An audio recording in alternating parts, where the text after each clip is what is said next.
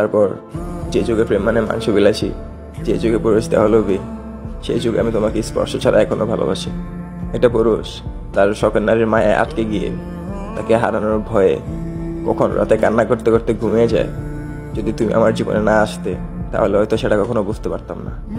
আরেকটা পুরুষ এটা নারীকে ঠিক কতটুকু ভালোবাসলে তার সাথে বিচ্ছেদের পর সেই বিচ্ছেদের যন্ত্রণা সহ্য করতে না পেরে রাস্তায় পাগল হয়ে ঘুরতে থাকে।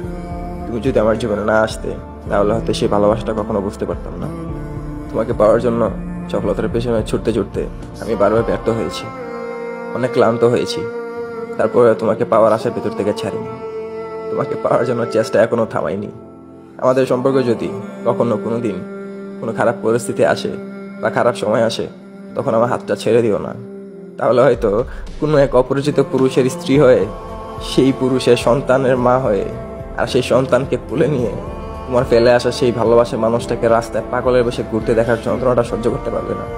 তখন তোমাকে 3 সেকেন্ডে 3 বার কবুল বলে নিয়ে যাওয়া সেই অপরিচিত পুরুষটা যখন মাঝরাতে তোমার গায়ে হাত দেবে, তোমার সৌন্দর্যের স্বাদ নেবে, ঠিক তখন তোমার চোখের সামনে তোমার ফেলে আসা সেই ভালোবাসার মানুষটাকে রাস্তায় পাগলের বেশে ঘুরতে দেখার প্রতিচ্ছবি বেশি উঠবে। তোমার 2 চোখ দিয়ে অঝরে পানি ঝরবে।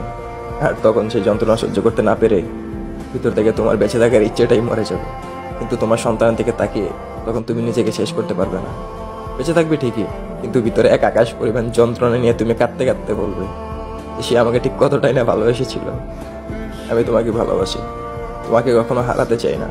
আমি তোমাকে পাওয়ার জন্য আমি আমার শেষ নিঃশ্বাস অব্দি চেষ্টা করব, কিন্তু তুমি আমার হাতটা কখনো ছেড়ে দিও না।